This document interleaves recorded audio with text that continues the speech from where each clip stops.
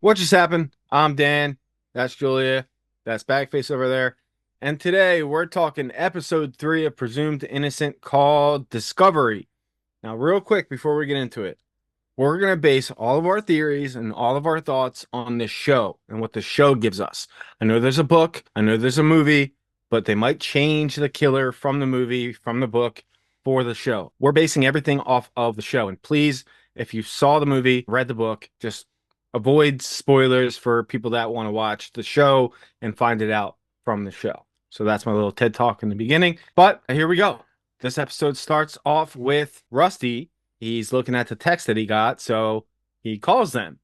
No answer, of course. Who is this? Is you gonna answer me? Who the fuck is this? And then he shows Barbara the text, and she's like, well, what were they talking about? Saw you where? I'm assuming that they mean Carolyn's house the night of. I was there the night of, but I didn't kill her. I wasn't there to kill her. And that makes Barbara even more pissed because, you know, the whole thing with the relationship, what it's on, it's off, it's on and off, it's off. And he went there to try to. He just keeps lying. Like, yeah. At this point, just tell her everything. Like, right. Lying to her little bits at a time is not going to make this better for you, dude. Not one bit. Yeah. So, yeah, she's a suspect. She's definitely a suspect, but we get the closing shot of this episode with another suspect. So we'll talk about that when we get to it. So Raymond was dreaming of Rusty killing her. You don't know what's in me!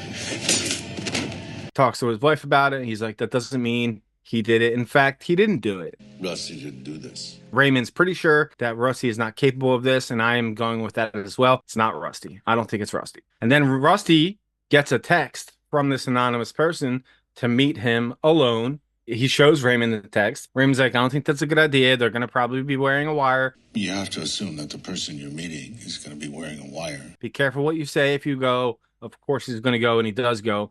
And then he's like, by the way, I'm hiring an associate, Maya. She's very smart. She's very sharp. More importantly, she's a woman, which we need on this. She's going to run point on forensics, so we also need to assemble that. And from what we've seen in her in this episode, I think she's a great addition to the team. And she seems like she doesn't pull any punches. She cuts to the chase, and she seems very, very sharp. So I like that addition to the team. I think that's she's realistic about things. Yeah, she is. She's like, just cut the shit. Tell it to me straight. Yeah. So she's cool. I like her. And then Barbara's getting followed by media on her way to work. And this is causing a ruckus. And there's too much heat on her right now. So then her boss is like, listen, you need to take a break. I'm not firing you, but you can't come into work. So she's pissed about that. She was like, Kate, I really need this job. I need every distraction I can get right now. Not going to happen. You're not going to be working here right now. It's just not good. It's not a good look. It's a distraction that doesn't work for us. So what does she do? She goes to a bar. And what do you guys think about that interaction? She was definitely flirting with that bartender. Well, stop. And he was definitely flirting back. Beautiful women tend to have a lot of enemies. You must have a few yourself. You think Rightfully so. You think they'll entangle a little bit? I don't know. I feel like it might have been a one-off scene, but yeah, it seems kind of fair, but it also seems weird to be like, I'm so mad at my husband for cheating on me. I'm going to cheat on him. I'm going to cheat on him. Yeah. Yeah. Well, people have this whole like eye for an eye thing, but part of me kind of thinks that this was just like to show that will really like let him get away with anything. Yeah. Yeah. Yeah. I don't know. I kind of think she's going to bang that guy. I see what you did there. I do. Like I low-key kind of hope she does. Like, I mean, I would. So he needs a W, you know? Yeah. I think we will see him again, and we'll see him again pretty soon. So then we see Tommy for the first time this episode. Tommy's pissed at Rigo for helping Rusty. She knows that she got him in to see Reynolds, and she was like, you know, I'm just following my leads here. And then Delay takes her out into the hallway and says, you're off the case. But she doesn't listen. She immediately makes a phone call and says, I need you to go down to the ME's office, pull all the files on the Bunny Davis case. so go Rigo. She's going to be like, fuck you. I'm looking into this. She was killer in that scene. I loved her in that scene. Oh it was my God, so perfectly sassy and just like, you guys aren't my boss, so you can all get fucked. Yeah. Like, yeah, that's pretty cool. Yeah. Yeah, She's cool.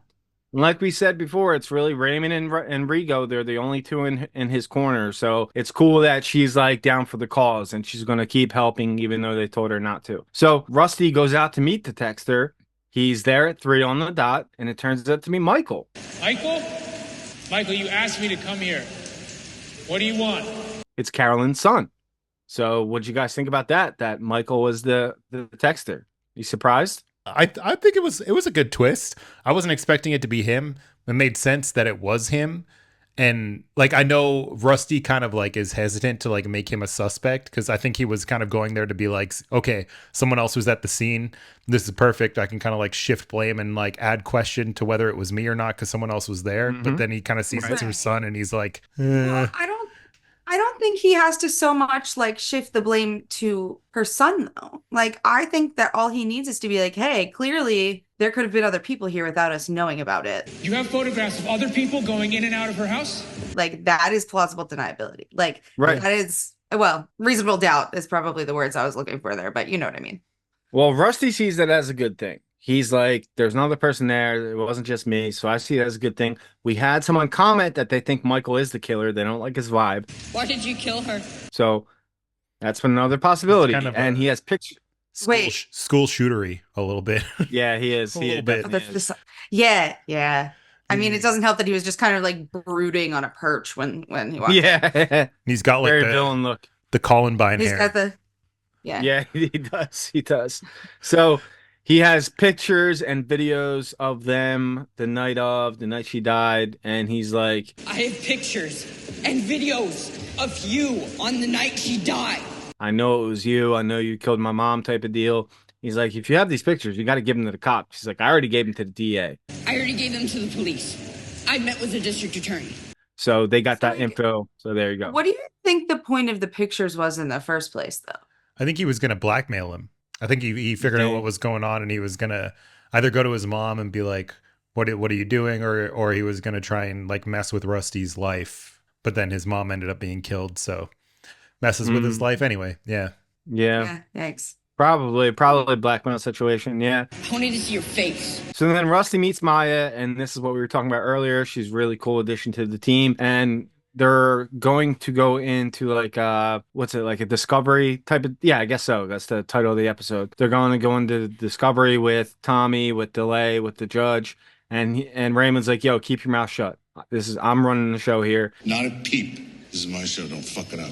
And he brings up the pictures and videos, and this really caught Tommy off guard because he didn't know that Raymond knew about that. He was like, you're withholding it. You're withholding evidence, bro. What the fuck? That's sketchy as hell, dude. Yeah. And Tommy was like, yeah, I said, we just received photographic evidence that we're still in the process of authenticating. We were going to get to it, okay?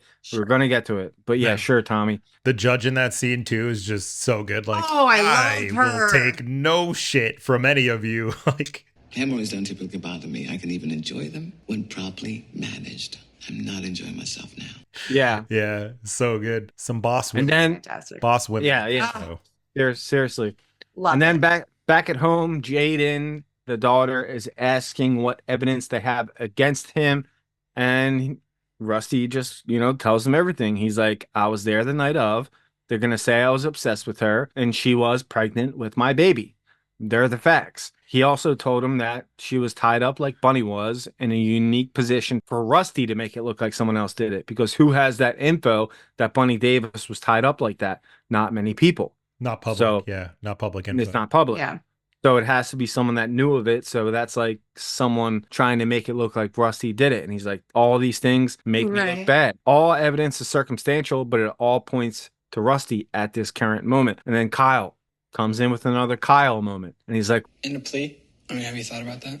A guilty plea? What do you think I did this, Kyle? you take a plea, you only do 8 years. And then Rusty's like, why would I do it? Why would I take a plea? I didn't kill her. I didn't do that. Why would that be something I would do? And that kind of hurts his feelings in that moment. And yeah, but like I can understand that though. Like the kid wants his dad to be around. He doesn't want him to be in jail his whole life, whether he did it or not. He's like, yeah, but like if you plead out To avoid a life sentence. Manslaughter is 8 years. 8 years and you're done. Like you can come back and spend time with us. Yeah, that's unless Kyle did it, and he's wanting someone to go down for it, so he doesn't have to go down for it. Something we have to keep our options open for.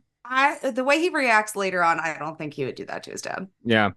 Well, then Rusty tells Barb, Kyle thinks I did it, doesn't he? And she disagrees, Because he's scared. The kid is terrified. asks if he should take the plea, and Barb's like, no, no one thinks you did it. You shouldn't. And then Kyle comes in, talks to his dad, like basically crying and apologizes and says, I'm sorry. The way you made it sound with the evidence. I understand. I'm sorry. that's where he is in that moment. And then DeLay and Tommy are at a bar drinking, and DeLay's like, yo, we should drop the obstruction charge and just focus on murder. Because if the jury gets held up on the obstruction charge, that's something that they could pin him with, and then they won't get him on the murder. And he wants to focus on that. And Tommy disagrees. Right. Then DeLay goes at Tommy. He's like, your essence. It feels like you need validation. And it feels like you hate Rusty. And I can tell. No, I don't hate Rusty. So DeLay, even though he mumbles and he doesn't open his mouth and he talks. He sounds like he's got a mouthful of marbles. Yeah. Drives me insane. Yeah, but he does make some good points. He's like, you And got he does. got to focus on facts, Tommy. You can't let your emotions get in the way of this. I love when he calls him out and he's just like, some people are narcissistic and some people have like validation issues, and somehow you got both of those. Yeah, Somehow you have both. so good. Yeah, it's amazing. That's great. And like, I don't know if it's like that attitude of Tommy's that makes me feel like suspicious of him almost. A little But bit. like, I don't know. He gives me some weird feelings because like he would definitely have knowledge of all of that information. Mhm. And he I hope clearly he's the hates killer. Me and he too. clearly right? Like That would it be the makes best. sense. That And would why be do you the think best. he wanted to why do you think he wanted to prosecute this case so badly? Yep. Yeah. And It's the perfect all way right. for him to make sure he doesn't get the blame for it. It's also like the perfect way to almost ensure that he was going to get the position that he would be in right now. As if like Well, yeah, I Carolyn think died if and it then you was kind of, him- yeah. If it was him, I think that's exactly why he did it. He gets rid of him and Carolyn in the same like one fell swoop, you know? Yeah, there you Yep. go. So I hope it's Tommy. That's what I'm going with, actually. That's my first prediction. Tommy did it. I'm going with Tommy. I don't care. And then DeLay says, hey, We need some hard evidence for murder. Tommy says, That's coming. and we see him later on really trying to zone in, and we saw like that montage scene of him going through evidence and shit, but I think he's in over his head right now and he's not going to get any hard evidence and he's just an idiot. So they have the site visit at Carolyn's later today, and then this is when Maya sits down Rusty and goes, did you love her? And I wrote down, she seems really sharp. And then she goes, or was it about lust? And then he says, Both. and she goes, Do you remember when you first felt an emotional attachment? and then he says there was an SA case that involved a little girl, and the tenderness and care that Carolyn showed towards this little girl. And that day there was something about the tenderness that she showed that fragile little girl. That was it. That was the moment that he really had feelings for her because he saw how she empathized with this little child in this moment. That was it. I guess that was the moment. Which is a really hard thing to do. I mean, it's Oh, yeah. disgusting. It happens in real life. So that's the moment that he fell for her. And pretty cool scene all in all. And he was, like Jules said, he was really honest. And Maya was like, cut the bullshit, tell me the truth. Let me know all the Well, facts. And it gives some depth to their relationship. Like they weren't just like coworkers hooking up, you know? And I know they have the scenes where she's like, oh, I'm falling in love with you. But like it gives him that genuine connection to her. Cause like, Yes. you're never quite sure, or at least I'm not quite sure how he's feeling sometimes. I think he doesn't want them to use his love for Carolyn as a defense just for the sake of his family, where he knows that would be a good defense, is like, this wasn't just lust. This was, I was in love with this person. Right. I love them. I wouldn't But like kill them. that's gonna kill his family. Yeah. Mm-hmm. Yeah. So it's like one or the other. So I think he was trying to avoid even opening that door. So it makes sense why he's so hesitant in that scene. And then he opens up, which I think is a great defense, honestly. I mean, it is. Yeah. Yeah. It's a It defense is. for all the text messages he sent, how like obsessed he was. If he's like, I was truly in love with this yeah. person. Yeah. Yeah. And it puts like he has to like put himself on the line, like admitting this to people. So like, why would he do that if, Yep. he didn't, if he actually did do it? Right, exactly. And, you know, he even says, But in my experience, it's just something that grows until one day you just find yourself needing someone. that's how love works. It grows and grows and grows until you realize you're in love with someone. So then they go to Carolyn's, and Raymond's talking about how Rigo is trying to track down the second sperm on the bunny case, which Raymond tells Rusty to let it go. Let it go. No. But we all know he's not going to let that go because that's something that he can work with. If they can figure out who that person was, then maybe they were involved because they would know of Bunny being tied up like that because they could have been there, right? They would also have a Right. claim So against Carolyn too. Yes, they would have for putting their friend away. So there you go. So then to end the episode, Rusty gets access to Michael's photos and videos. He's going through them all, and it looked like Michael has been doing this for quite some time, hiding in the bushes, getting pictures, getting videos of Rusty and Carolyn together in their house, kissing, showing up at the door, all types of stuff. But then there's a photo of Kyle on his bike. So what was he doing there? And now is he a suspect? Thoughts? If it was related, which I guess it would kind of have to be, I think he was following his mom. Okay. And like not even good. necessarily because I think she's the killer, which she very well could be. And like she's definitely up there on my suspect list. But like she could have just had an inkling that he was cheating and followed him there. True. And then his son was like, oh, well, I want to know what's going on, and started following her. There you go. I think That makes sense. it'd be kind of weak, but it could also be as simple as like Carolyn doesn't live far away and he was riding his bike. Yeah. Well, that's what I'm saying. Like it could Yeah. be completely coincidental. Yeah, Mhm. yeah, it could be. But I Could feel be. I don't know. Like there'll probably be a moment where they have to handle that the next episode where Rusty has to confront Kyle about what was going on, and it doesn't really Yeah. seem like Kyle's that good of a liar, Yeah.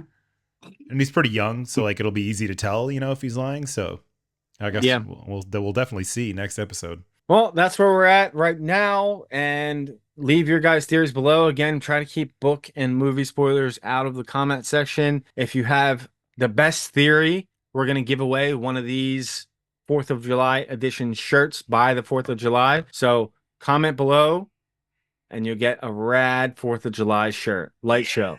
I Yeah. don't get to do it. I don't have a Mac. It's the best.